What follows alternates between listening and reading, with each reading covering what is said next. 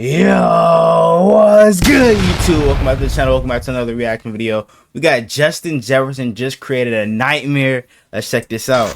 Oh boy, just got paid 4-year, $140 million deal. Bro, this is so deserved, bro. The best receiver in the league. But this is gonna definitely put Dallas and Cincinnati in the tough spot with paying CeeDee Lamb and Jamar Chase. So it's gonna be very interesting to see how this shit play out. These contracts are getting crazier and crazier. Yeah. But I feel like what's making it crazier, they keep raising the salary cap every year, bro. That's what's allowing them to get paid this type of money. Season has officially been signed, and the repercussions of this one contract is going to affect many teams that have upcoming expiring wide receiver contracts. So before we get to the content, first I wanted to apologize. Bro, my voice sounds is sick. sounding a little funky. Yeah. I have some sort of mystery virus that I've been trying to fight. Yeah, bro sounded different as fuck. I'm doing myself any favors by recording, but on top of that, I'm thinking about giving away. You gotta grind, bro. NCAA Football 25. If you're interested in that, let me know in the comment section down below. Now that we get all that out of the way, what's going on, everybody? There's no question about it. The I'm gonna have best to wide receiver in edit the that part out entire again, 'cause NFL that was is too none long. other than Justin Pause. Jefferson. From the moment this individual entered the NFL, he was dazzling everyone with his route running, his ability to make nearly impossible receptions, and how he somehow, some way would always find a way to get wide open. The only thing I could compare Justin Jefferson's career to is the wide receiver equivalent of Patrick Mahomes. Never see a wide receiver entering the NFL.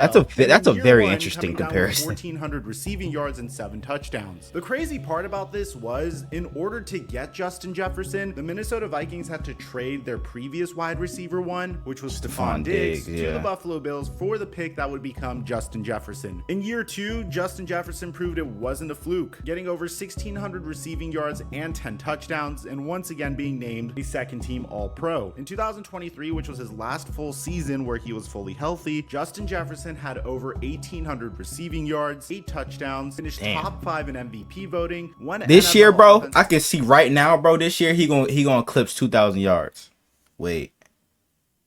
Never mind, because I forgot who's that QB for them. He's a first-team All-Pro and a Pro Bowl. But and even this he can past still year, clip that shit. Able to play through a full season, and through the 9 games he played, this man still had over 1,000 yards receiving and 5 touchdowns. There's no question about it. This man is the heart and soul of the Minnesota Vikings. But there was a huge question about how much this man was going to get paid. And to be honest, the situation was so complicated that the Minnesota Vikings had to make major adjustments to their team. I'm not saying that Justin Jefferson is the main reason that the Vikings moved on from Kirk Cousins, but whenever you have the best wide receiver in the NFL that is expecting a record-breaking deal, you definitely have to think about how viable it is to pay your quarterback $50 million a year, which I'm assuming is what the Vikings thought they would have to pay to get Kirk Cousins to return, but alas, the Falcons didn't even pay him that much. Nevertheless, the Minnesota Vikings had a very clear path to retain Justin Jefferson. They just needed to get a quarterback that would be on a rookie scale contract, and that they did. During the NFL draft, there were 2 paths that this team could go in. JJ to JJ connection is going to be crazy. Vikings were interested in trading Justin Jefferson during the NFL draft, and I don't doubt it at all. When you have a talent like Justin Jefferson, obviously it makes sense to dangle him and see what you could get in return for him. The problem is, it's very difficult to get Justin Jefferson's value in return in the NFL draft. I mean, it's very rare that you see the top wide receiver in the NFL available to be traded for when he hasn't even hit his prime yet, which is scary to think about. Not for real, bro. The teams that would be willing to the fact that bro hasn't hit his prime after, you know what I'm saying, hitting over 1,800 yards is definitely terrifying. One of these seasons, bro, he's definitely gonna break the receiving yards record. Yeah, Justin Jefferson. I can see that shit now. It's gonna be between him, Tyreek Hill, or CeeDee Lamb, because they just continue to get better each and every year. The NFL. It's nearly impossible, which is to terrifying. find, and you won't ever get the value of Justin Jefferson in return, which in my opinion would have been 2 first-round picks possibly. And it's kind of interesting because we would hear reports like this after the NFL draft. Now the question is, do they pay Justin Jefferson, right? Now, all right, that's the fair question. If somebody but if they could have gotten neighbors for Jefferson, they probably would have traded him. But to trade him for draft picks that you don't know what you're getting back, how do you trade them? Everybody says, we'll trade a player for 2 number ones. Well, I don't know what I'm getting with those 2 ones. Whereas if I traded him for Neighbors, who was a legitimate, could be a cheap number 1 receiver for 4 years, okay, now I could do that. So that becomes another issue. Okay, so Justin Jefferson, everybody's assuming he is going to get paid because of the decision to move on from Kirk Cousins, bring in Sam, and then also draft a young player. Don't have to spend as much money at the trigger position. We can pay a wide receiver. That's seemingly how the market is shaping out. Now, I don't know if this was a leverage play to tell Justin Jefferson, hey, we're willing to move on from you if you don't want to sign with us. But what I think is more realistic is at a specific point, the Vikings realize that they need to pay Justin Jefferson as soon as they possibly can, because there are a lot of wide receivers that are up for contract extension. And so far, the Philadelphia Eagles realize this. And now that Jettis got paid, CeeDee Lamb is gonna definitely want to talk with the Cowboys now and try to get paid more than that. He's probably gonna get, like, if Dallas are willing to pay him way more than Justin Jefferson, he's gonna be like around that $150 to $155 million. You know what I'm saying? And contract type shit, bro. But this is definitely gonna screw over Dallas though, because how the hell are they supposed to pay him and Michael Parsons big money, and you also have to pay Dak as well? Like, Dallas might start crumbling, bro. I swear. Smith and AJ Brown to a contract extension earlier this offseason. The day before AJ Brown got his contract extension, Amon-Ra St. Brown was extended by the Detroit Lions. We currently know that CeeDee Lamb is in a contract dispute with the Dallas Cowboys, and he even said himself that he doesn't mind waiting a little longer so Justin Jefferson could get paid. Then you have Jamar Chase and T. Higgins that still haven't showed up for camp. You have Jalen Waddle that was extended during the offseason, and you currently have Tyreek Hill that is also angling for a contract extension. So it's essentially a race to pay your bro. This shit is getting out of hand, bro. Why so many receivers getting paid at one time? This is the best. But this is what happens when we have a lot of elite receivers in the league, bro. If the Vikings could get ahead of the pack, then they could essentially do with Justin Jefferson what the Chiefs did with Patrick Mahomes. Pay him very, very quickly, and eventually that contract starts to look like a good contract in a few years' time. And that's exactly what the Vikings did. Justin Jefferson announced this on Monday morning.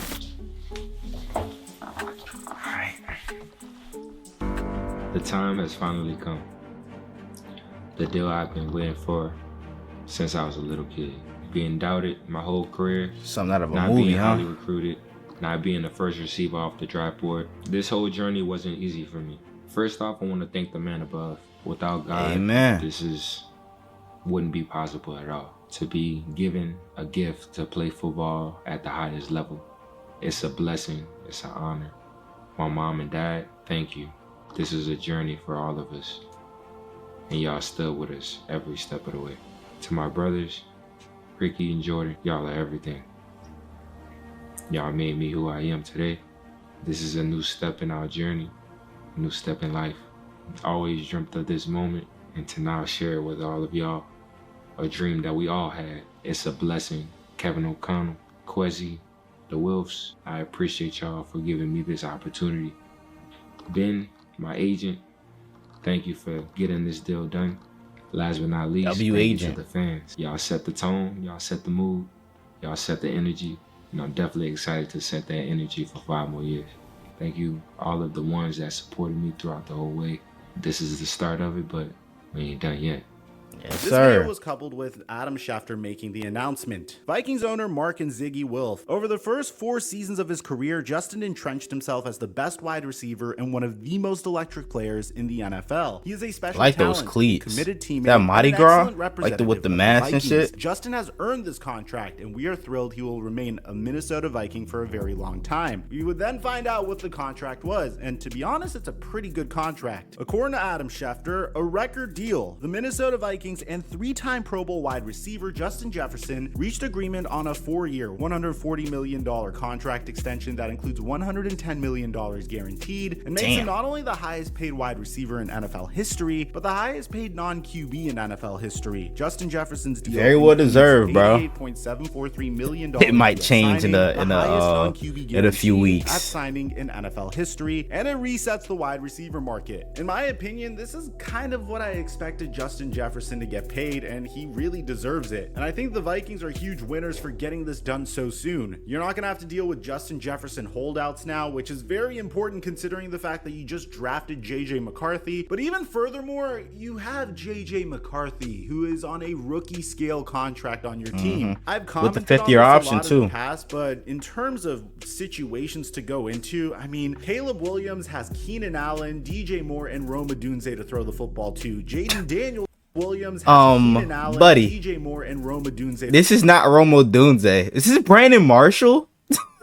Fuck, bro, you couldn't find a Rome Odunze pick to throw the football to. Jaden Daniels has Terry McLaurin, Jahan Dotson, and a much more improved offensive line. And then you have JJ McCarthy, who has the 3 sons to throw the football to: Jordan Addison, TJ Hawkinson, and Justin Jefferson. I mean, these are some remarkable situations to go into if you're a rookie QB, and it's great that Justin Jefferson's going to be fully locked in and focused on football to help the development of JJ McCarthy or build chemistry with Sam Darnold. Now, this is kind of bad news for the rest of the impending wide receiver free agency market. I mean, Brandon Ayuk has been in a war with the San Francisco 49ers. I forgot about Ayuk too. Oh my gosh, yo.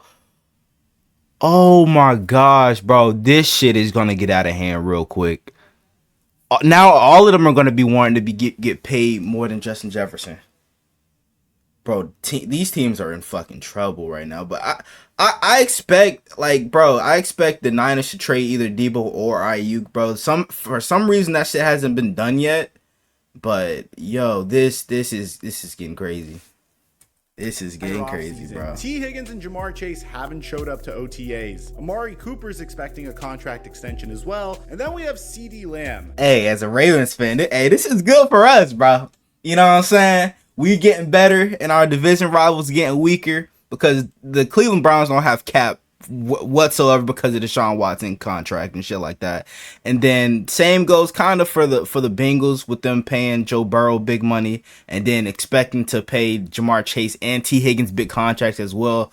So I'm gonna sit back and watch this war, bro, comfortably. Yards for sure, but has more total touchdowns, 3 Pro Bowls, 1 less All-Pro, and the same amount of seasons to play in the NFL. So this changes everything for all the other wide receivers in the NFL, and it's why I made a video on the Dallas Cowboys titled "This is a Disaster," because they waited way too long. You could have went up to CeeDee Lamb 2 days ago and signed him to the largest contract in football, paying him $32 million a year annually, which is very significant considering the fact that the Cowboys have to pay Dak Prescott and eventually Micah Parsons. But now you waited too long. What I was saying, bro. Lamb's probably going to expect like $34 or $35 million a year annually. In terms of T. Higgins and Jamar Chase, in the past I was a little concerned about whether or not the Bengals would be able to sign both of them. But now that you're seeing a trend in the NFL where Jalen Waddle and Tyreek Hill are getting paid big money, and then Devontae Smith and AJ Brown are both getting big contracts. Sure, Devontae Smith isn't getting paid as much as AJ Brown, but in the past you would see teams that were unwilling to even pay one wide receiver. Remember, AJ Brown got traded from the Titans to the Philadelphia Eagles because the Tennessee Titans were wondering if it was Ryan Tannehill making AJ Brown or AJ Brown making Ryan Tannehill. So they thought that they could get and we all know production what was the reason for that, AJ Brown clone in the 2022 NFL. When did he wear number 18? AJ Brown for the first round pick that would become Treylon Burks, and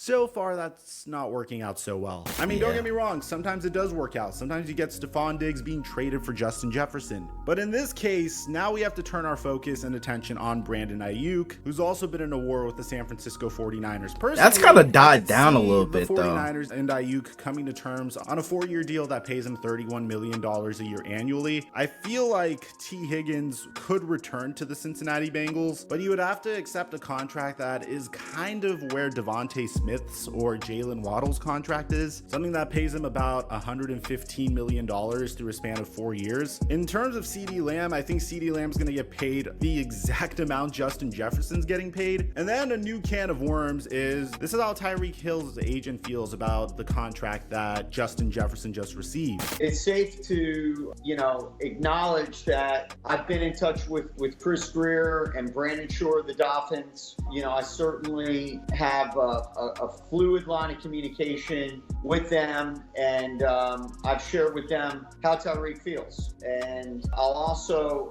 reiterate that Tyreek has said that he would love to finish his career here with the Dolphins. So without getting no into state any more income tax, specifics, bro. the Dolphins know how we feel. I think that Ja'Marr Chase could potentially beat Justin Jefferson's contract if he decides to play out this year and he has a very good year. Ja'Marr Chase was drafted a year after Justin Jefferson, so it really depends on how the Bengals want to handle T. Higgins and Ja'Marr Chase's contract. I think he's either going to beat Justin Jefferson's contract, not that he's better than Justin Jefferson, I just think that's how it's going to go, or he's going to get the same exact contract as Justin Jefferson. We're going to do a deep dive on the Cincinnati Bengals situation this week for you guys because I think that's so complicated. Let me know what you guys think about Justin Jefferson's contract in the comment section down below. I think it's well deserved, bro. Do you think he was overpaid, or do you think he should have been traded? I'd like to hear what you have to say. Aside from that, I'm your boy Mike. I'm dropping her. I'm kind of glad that they re-signed him too, because I was hearing a lot of rumors about him potentially being traded to Cincinnati.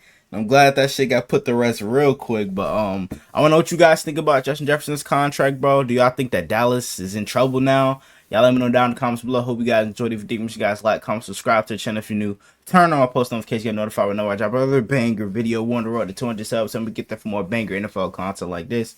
And without further ado, I'm out. Gang!